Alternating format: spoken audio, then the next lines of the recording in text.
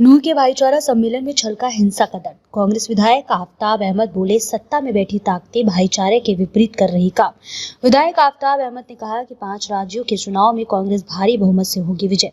नूह विधायक आफताब अहमद ने भाईचारा सम्मेलन का आयोजन किया, जिसमें सभी समाज के लोग शामिल हुए। नूह शहर के पार्षदों के अलावा गाँव के सरपंच सहित समाज सेवी राकेश जैन, जीएस मलिक, वकील आदि भाईचारा सम्मेलन में शामिल हुए।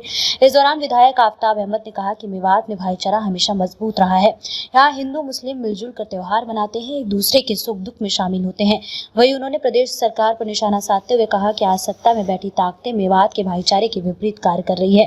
मेवात के सभी समुदाय व समाज के लोगों ने नूह हिंसा में आपस में सद्भाव कायम रखा था। आज फिर जरूरत है कि हम अपने भाईचारे को कायम रखें। उन्होंने कहा कि 31 जुलाई को नूह में हुई हिंसा बहुत ही निंदनीय है। यहाँ ऐसा नहीं होना चाहिए। मेवात सदियों से भाईचारे के लिए जाना जाता है, लेकिन नूह हिंसा से एक दाग लगा है। इस दाग को मिटाने में सभी की सहभागिता जरूरी है। उन्होंने कहा कि इस भाईचारे सम्मेलन से सभी मिलकर भाईचारे को कायम रखने की कवायद कर रहे हैं। विधायक आफताब अहमद ने 5 राज्यों में होने वाले चुनाव में कांग्रेस पार्टी की जीत की बात कही। उन्होंने कहा कि कांग्रेस पार्टी भारी बहुमत के साथ विजय होगी और 5 के 5 राज्यों में कांग्रेस की सरकार बनेगी। पिछले समय आपने देखा 31 जुलाई को बहुत ही दुर्भाग्यपूर्ण घटना हुई, जिसमें जान और माल का नुकसान तो हुआ ही हो, उससे ज़्यादा हमारे आपसी विश्वास का, भाईचारे का, आपसी सद्भाव का भी जो है नुकसान हुआ। और सरकार की जो अपनी जिम्मेदारी थी, सरकार उस जिम्मेदारी से को निर्वाह नहीं कर सकती। और ये हम तो पहले दिन से कह रहे हैं, अब तो स्पष्ट हो गया कि किस तरीके से अल्पसंख्यक आयोग ने इसको खुलासा करके उसके सामने कर दिया। उस अविश्वास को, उस भाईचारे को कायम करने के लिए आज हमने सभी 36 बिरादरी के लोगों को आज यहाँ इकट्ठा किया।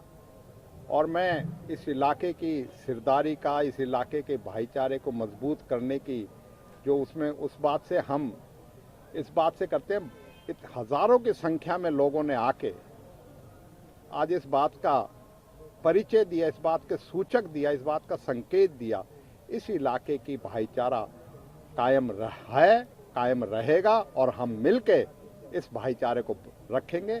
चाहे सरकार अपनी जो है विफलता और उसको छुपाने के लिए कोई भी उसमें करे, हम मिलकर अल्पसंख्यक आयोग ही पहले लिखित में भी मौखिक भी अपनी जिम्मेवारी का निर्वाह करते हुए हमने प्रशासन को भी और उच्च अधिकारियों को इस बात की कि किस तरीके से माहौल को खराब किया जा रहा है, सोशल मीडिया के माध्यम से किस तरह से चैलेंजबाजी हो रही है और इससे माहौल खराब हो सकता है, इसके संज्ञान लिया जाए। लेकिन सरकार की अपनी विफलता थी और अल्पसंख्यक आयोग की रिपोर्ट आने के बाद सरकार अपनी विफलता को छुपाने का काम करती है। इसलिए हमारी जो पहले दिन से मांग थी, चाहे वो विधानसभा में हमने रखी, हमारे नेताओं ने रखी, भूपेंद्र सिंह हुड्डा ने रखी, कांग्रेस पार्टी ने रखी, उसको इन्होंने दरकिनार करके जांच कराना तो दूर, उस चीज़ को जो है कवर अप करने का, उस चीज़ को छुपाने का काम किया। इस चीज़ के लिए हम इसी वजह से जब सरकार अपने दायित्व ना निभाए तो हमने समझा कि हम मिलके समाज को इकट्ठा करके इस भाईचारे का संदेश जो इस इलाके ने हमेशा से, सदियों से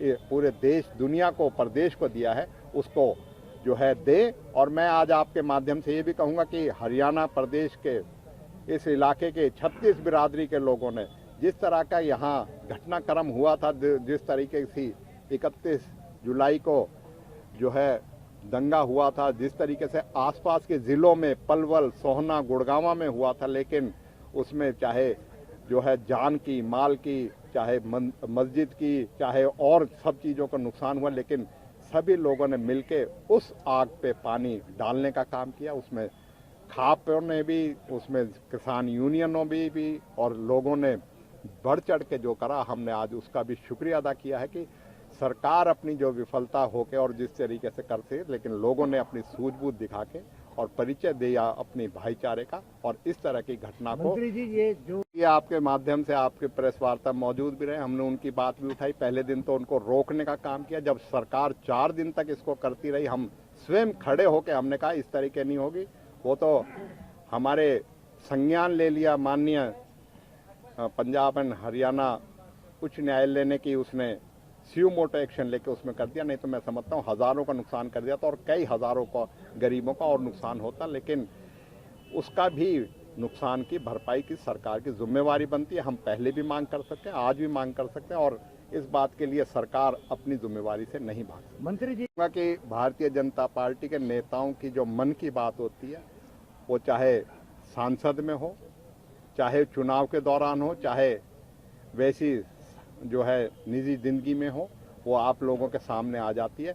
जैसा सोच है उनकी, जैसी उनकी आचरण है, वो आ जाती है और वो समाज को धर्म और जाति के नाम पे बांटते हैं और अपना राजनीतिक फायदा उठाते हैं। इसीलिए मस्जिद को भी, गुरुद्वारों को भी नासूर बनाना, इस तरह की सोच जो है वो बीजेपी के नेताओं की है। तो इसलिए बीजेपी इस देश के डीएनए को नहीं समझ के, भाईचारे के जो डीएनए वो उसको ना समझ के सिर्फ राजनीतिक तौर पे अपना फायदा लेने के लिए इस तरह की भाईचारे को तोड़ने का काम करती है।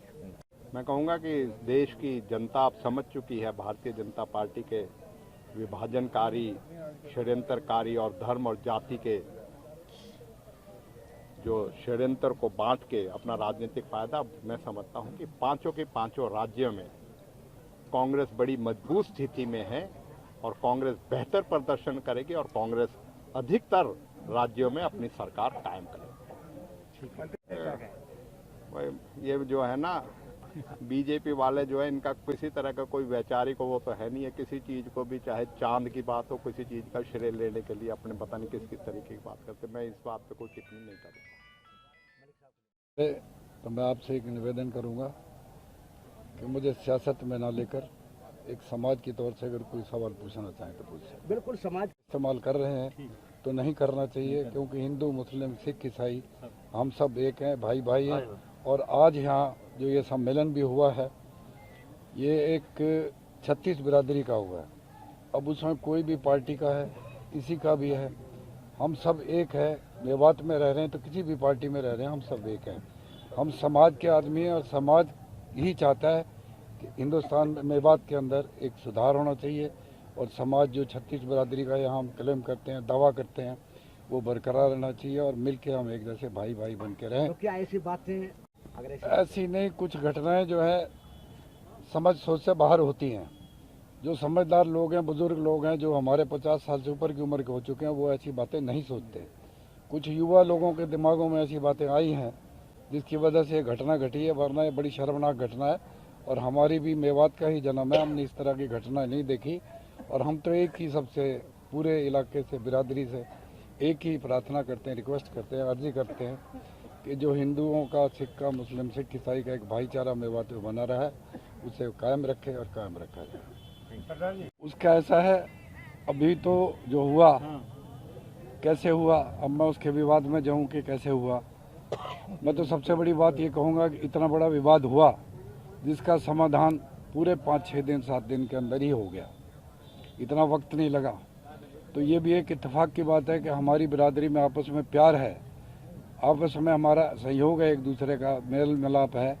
नहीं तो ऐसे हादसों में तो आप लगाओ साल 6-6 महीने भी लग जाते हैं, लेकिन बड़े शॉर्ट टाइम में हम सब फिर एक हो गए। मंदिर, मस्जिद, गुरुद्वारा सब एक ही चीज़ है, कोई फ़र्क नहीं है। बाकी अब ये आगे जैसा भी होगा, इसका निर्णय बैठ के जैसे भी लिया जाएगा, उसको विधि अनुसार इस तरह की घटना ना होने की आकांक्षा हम नहीं करते और ना वादा देते हैं 36 बिरादरी में इस तरह की घटना यहाँ इलाके में नहीं घटने। पहले भी जब शुरू उसका हमने चंद घंटों के अंदर ही, आफ्ताब जी भी वहीं पहुँचे, हम भी सब पहुँचे वहाँ, चंद घंटों में जैसे कि आप सबका फैसला हुआ कि इसका निर्णय किया जाए, रातों रात इसका फैसला देकर इसका निर्णय कर दिया गया था। और सुबह मीडिया में हर जगह इस बात की न्यूज़ पहुंच गई थी कि कोई ऐसा नहीं है, आपस में समझौता हो गया और इस बार कोई ऐसा मजार पे नुकसान होने की कोई आकांक्षा नहीं थी, ना थी। तो मैं तो यही कहूँगा कि इन चीज़ों को हमें अवॉइड करना चाहिए। धर्म एक है, वो धर्म कहते हैं ना, अव्वल अल्लाह नूर पाया कुदरत के सब बंदे, एक नूर ते सब जग उपजा कौन भले को बन। हम सब उसी की औलाद है, ईश्वर अल्लाह वाहिगुरु की। हम सब एक है और एक बन के रहें, यही मेरी सबसे आपसे उम्मीद है।